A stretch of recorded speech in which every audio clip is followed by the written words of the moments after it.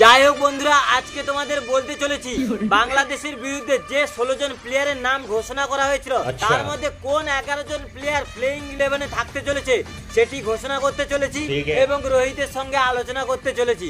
বন্ধুরা বুঝতে পারছি তোমাদের মন মেজাজ একদমই ভালো নেই, কারণ দীর্ঘ 1 মাস টিম ইন্ডিয়ার কোনো ম্যাচই হয়নি।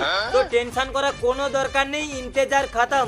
সামনের 19 সেপ্টেম্বর টিম ইন্ডিয়া মাঠে নামতে চলেছে। তো বন্ধুরা তোমরা দেখে নাও একে একে কে কে 11 জন প্লেয়ারের লিস্টে আছে। তো চলিए শুরু করতে हैं। আচ্ছা রোহিত, টিম ইন্ডিয়ার ওপেনার হবে জাসওয়াল এবং রোহিত শর্মা, ইয়ানি তুমি।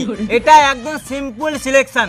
এটা আমি কেন 2 বছরের বাচ্চাও বলে দিবে যে টিম ইন্ডিয়ার ওপেনার কে কে হবে। বর্তমানে টিম ইন্ডিয়ার সবচেয়ে বেস্ট ওপেনার হচ্ছে তোমরাই। লেখো লেখো, তাড়াতাড়ি লেখো। রোহিত, জাসওয়াল। আচ্ছা 3 নম্বরে কে হবে? 3 নম্বরে কে হবে আবার? বিরাট কোহলি। এটা তো আরো জলের মতো সিম্পল। বিরাটের জায়গায় অন্য কেউ হতেই পারে না। না মানে গিল আছে তো, তাকে তাহলে কত নম্বরে খেলাবে? তাছাড়া ও তো ওপেনিং করতো।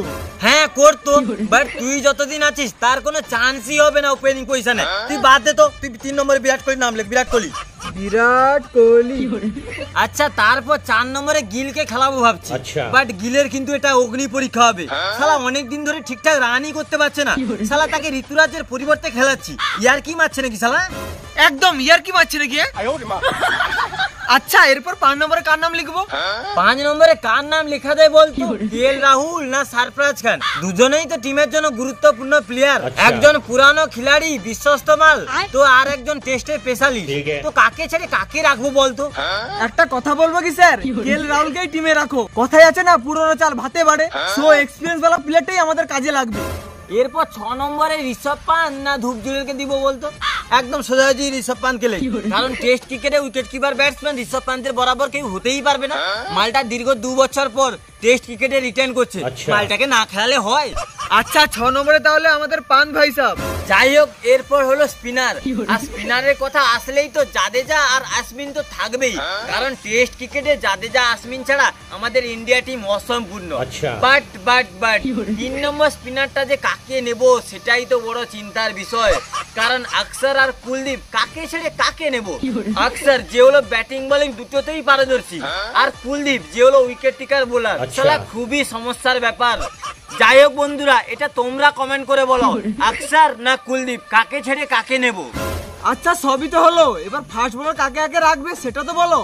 আরে দাঁড়া বলছি, এক্ষুনি স্পিনারের টেনশন থেকে বেরোতে পারলাম না, তুই আবার ফার্স্ট বোলারের কথা বলছিস। যাই হোক, চোখ বন্ধ করে তুই বুমরার নামটা লিখে নে তো, কারণ বুমরা না থাকলে আমাদের টিম ইন্ডিয়াই মনে হয় না, আরসিবি বেশি মনে হয়। আচ্ছা 10 নম্বরে তাহলে বুমরা, আর লাস্ট 11 নম্বরে কাকে লিখবো? 11 নম্বরে কাকে রাখি বলতো? সিরাজ না আকাশদীপ না ইয়াস দয়াল? কি আমি বলবো কি, সিরাজকে রেখে দাও, রিস্ক নেওয়ার কোনো দরকার নেই। বাংলাদেশ এখন খুব ভালো ফর্মে আছে।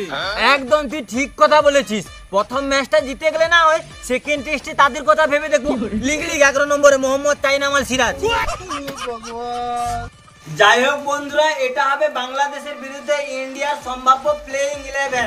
তো বন্ধুরা তোমরা কমেন্ট করে বলো, এই প্লেইং 11 নিয়ে কি বাংলাদেশকে হারানো সম্ভব? সম্ভব হলে দেখছো কি ফটাফট কমেন্ট করে বলো।